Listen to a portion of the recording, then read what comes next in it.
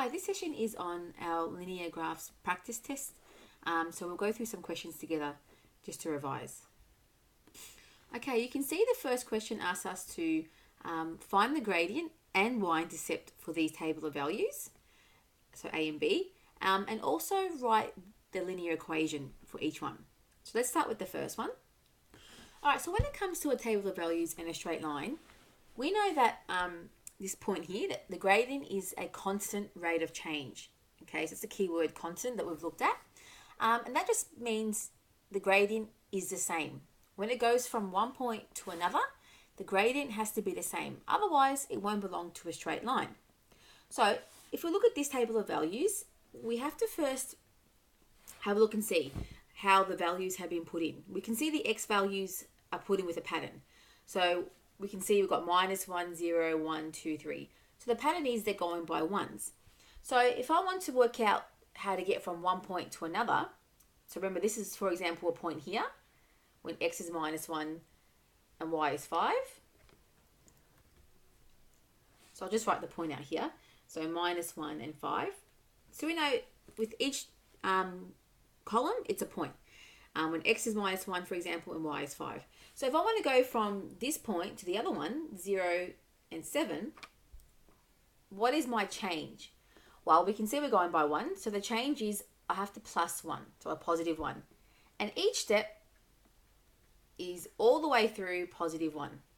+1 to get across. Sorry about that.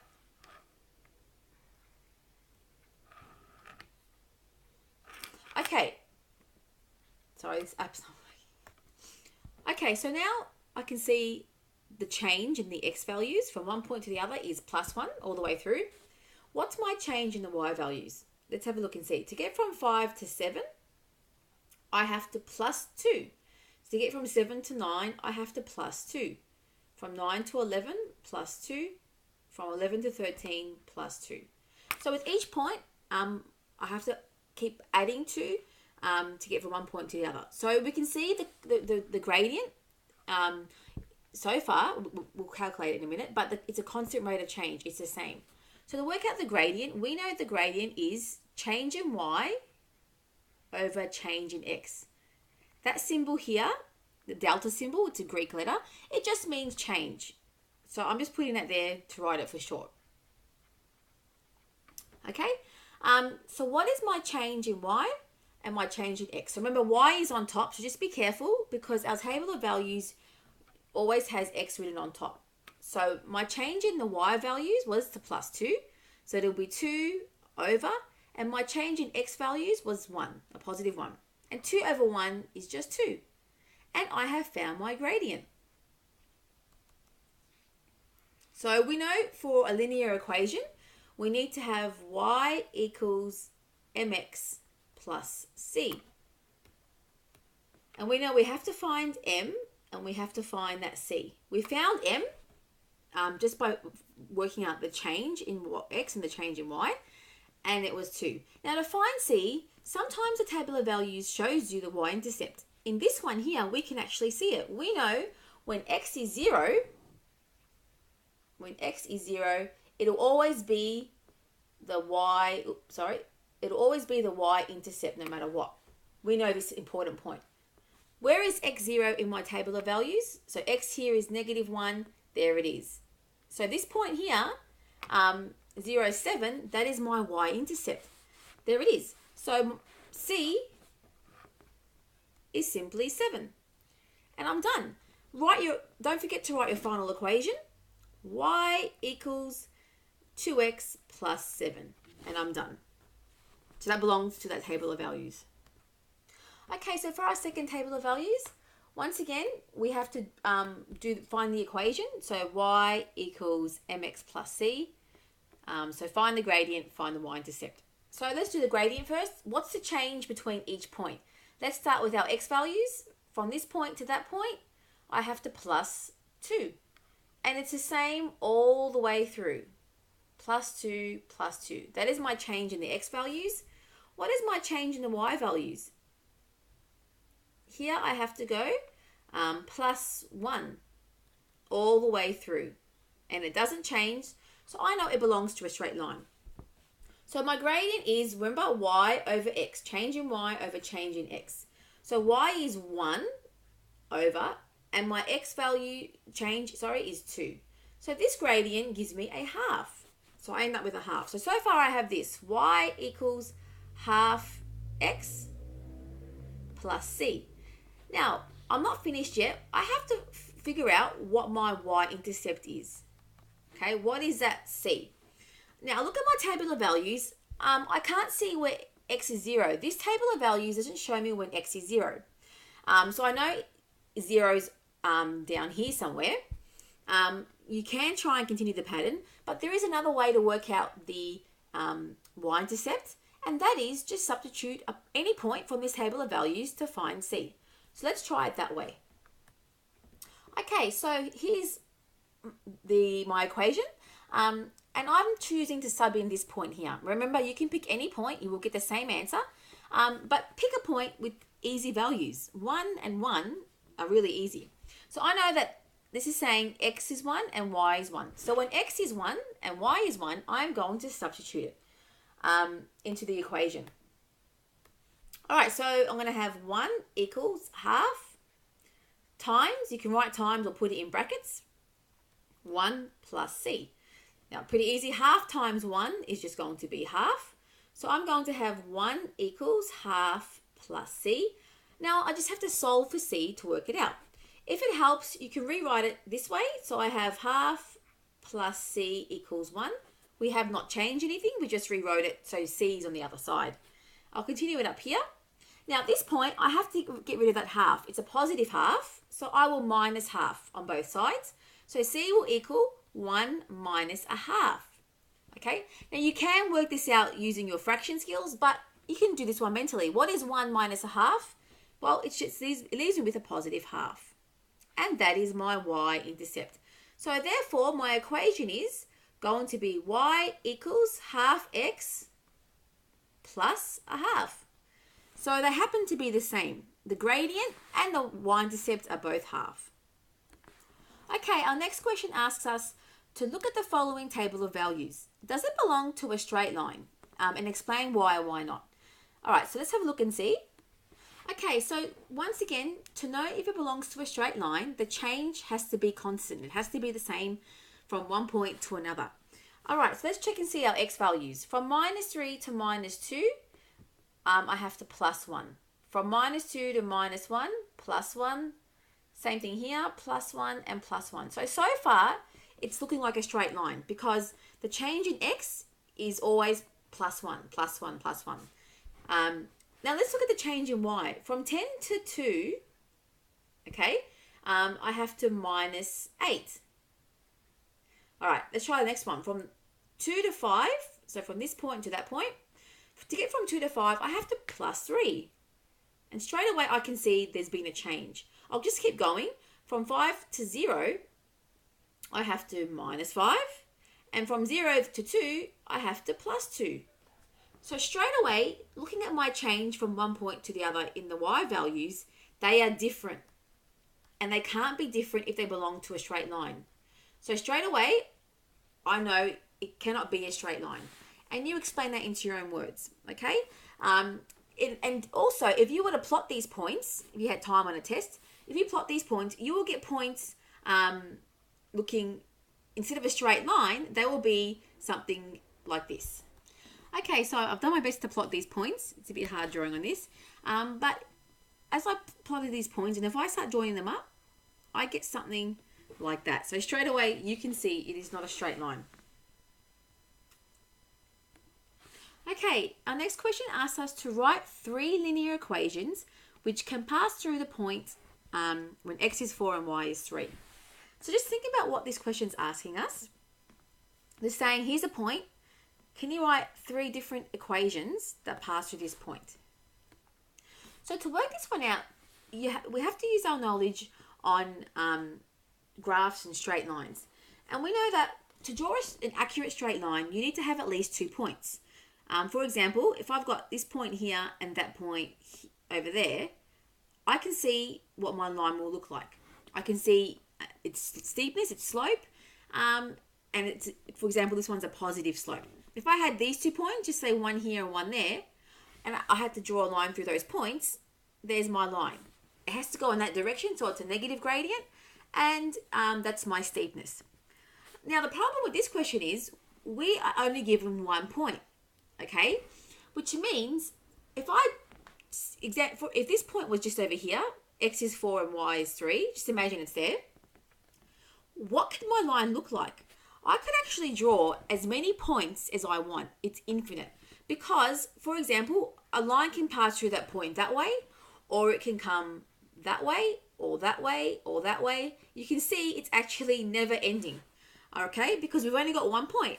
So it's up to us what our gradient is. You can see the point of this is the gradient can be anything you want. Even if I had that same point here, I could even have a line that's vertical, so undefined, or horizontal, so the gradient can be 0. You can have anything you want. So to do this question, you can basically pick whatever a gradient you want. Let that be your starting point. So for example, I could say, all right, for my first equation, the gradient can be 1. I can remember, you can see why we can pick any gradient. Okay, so if I had this, I'd have y equals x plus c. Remember the 1's invisible just there. And I'm almost done. The problem is now my y-intercept can't be anything because my gradient is 1. What is my y-intercept when the gradient is 1? Remember, how do we work out the gradient? Easy. Sub in the point for when x is 4 and y is 3 into the equation, just like we did before. So we'll just say sub in this point. There's my x value, my y value, and let's see what happens. So when y is 3 and x is 4 plus c, solve for c. If you want to rewrite it, you'd have 4 plus c equals 3. We haven't changed anything just then. Minus 4 from both sides because 4 is positive. Now just be careful with negative numbers. 3 minus 4 is minus 1. And I found my y-intercept. So there's one equation.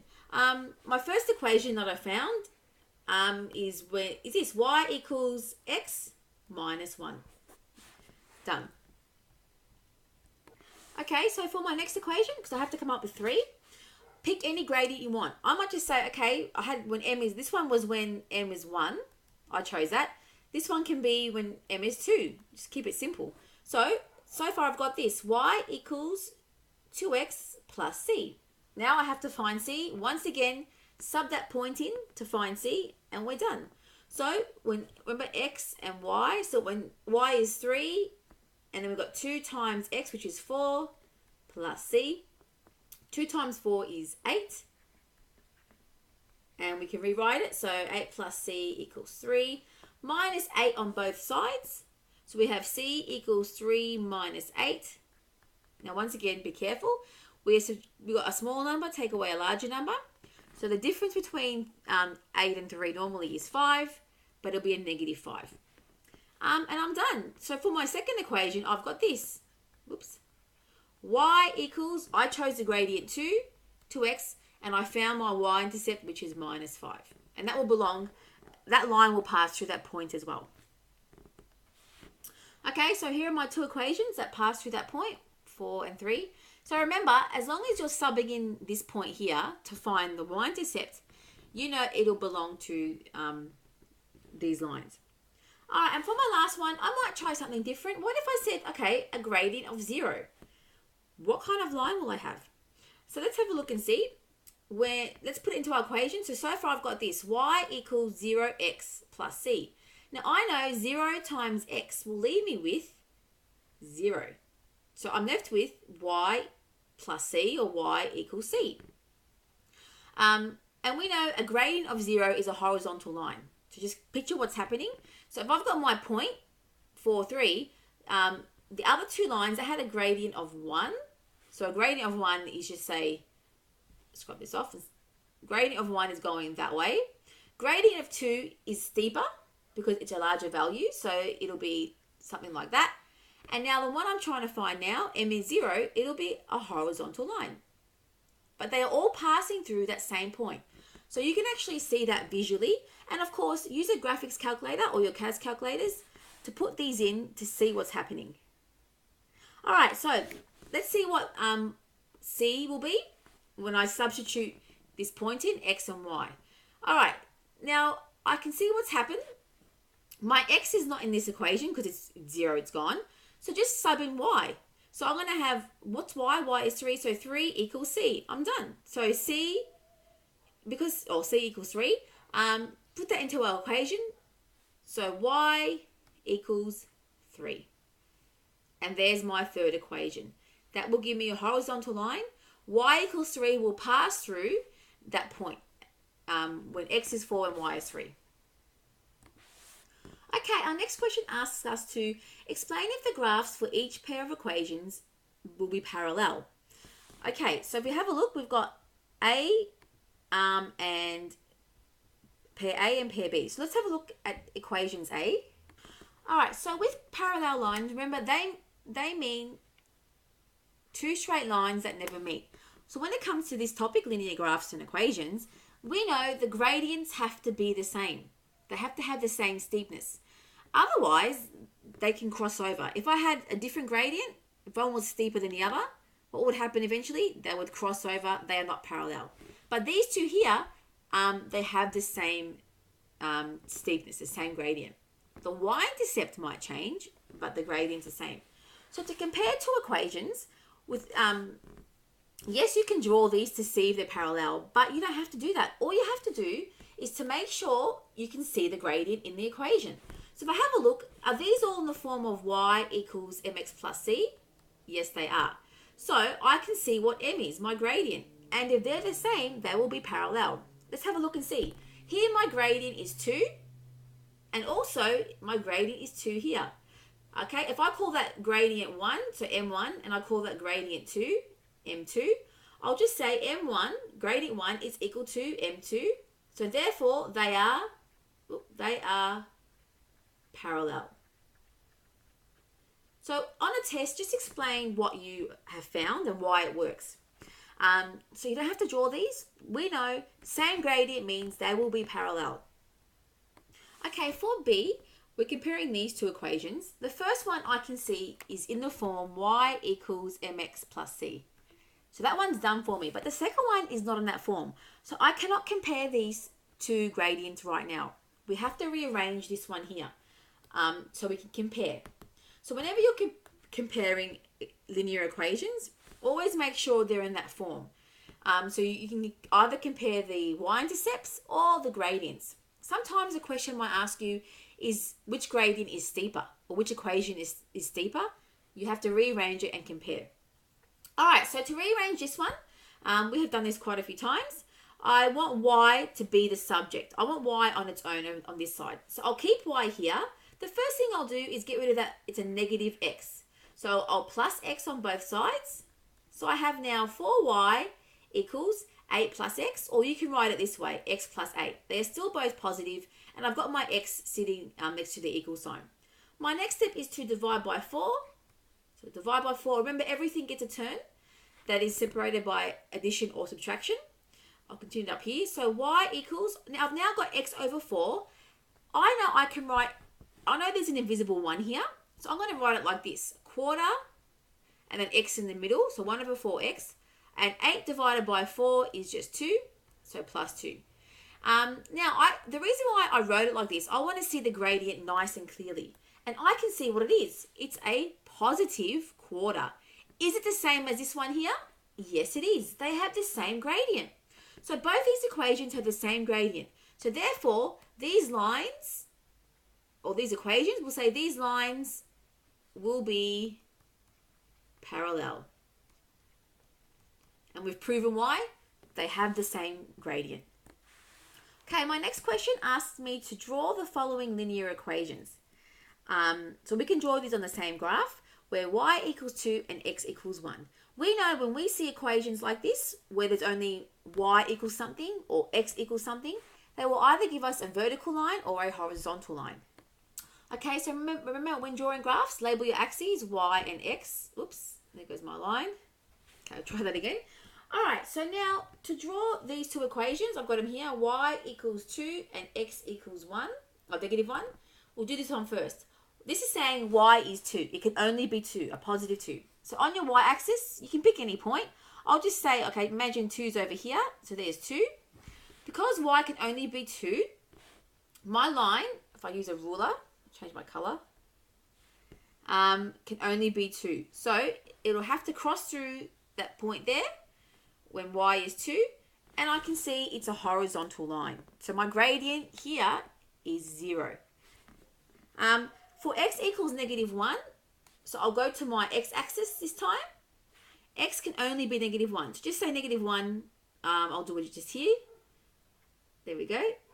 Your scale can be anything you want, really, because you're only doing 1 point. So x is -1. And of course, we know the scales for y can be different to the scale of x. X can only be -1. This is where my vertical line comes in. Because x can only be -1. It cuts through that -1. And there it is. So next to the lines, you can write this. X equals -1. And that line over there, y equals 2. Just so we know which line belongs to which equation. Okay, our next question asks us to write 2 linear equations with a translation of +4. Now, just to recap, when it comes to linear equations and changes we can see, we can have translation. And remember, that involves the Y-intercept. So either going up or down. Not sure that's wrong. We can also have dilation. And that involves the gradient. So dilation means like rotation. Is the gradient or the line getting steeper or less steep? And then we can also have reflection. And that is basically saying, is the gradient still positive or is it now negative? So when you see a negative gradient, it's been reflected. It's gone onto the other side.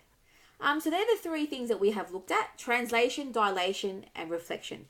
So in this question, it's asking us, write 2 linear equations with a translation of +4. So it's saying the y-intercept is always going to be +4 and everything else can be different. So let's have a go and try this. Okay, so remember that is saying C has to be +4. So my line is being shifted up 4 units, so up 4. That means my gradient can be basically anything I want. So remember, we got y equals mx plus c. Just make sure c is 4 and m can be anything. So I might just say, all right, for my first equation, m can be, I don't know, -2 x and then +4. So this linear equation has been reflected because it's negative. Dilation is 2, so it's rotated by a factor of 2. And then my translation is +4. My next equation, I might say y equals, I don't know, just say 10x plus 4. Still has the same translation, +4. My gradient is 10, so that means that it's gone steeper. So dilation has changed, but I still have the same translation. So that's how easy this one is. Okay, our next question 8 says, draw a Cartesian plane and label the 4 quadrants. That one's pretty straightforward. Okay, don't forget to always label your axes when drawing a graph, y and x. Okay, and now remember our first quadrant is always this one here. And then we go anti-clockwise. So 1, 2, 3, and 4. In real life situations, so when we do applications, we mainly use the first quadrant because real life things happen when we've got positive values. For example, time is always positive. Pay is, when you're getting paid, it's always positive because you're getting paid something. So that's why we always use this first quadrant here, the most important one. But please remember, you start from here and then you go anti-clockwise. Okay, our next question 9 says, write an equation to represent the following graphs. Okay, if we have a look and see, we've got 3 different graphs and I can see they all have a positive gradient. The line's all positive.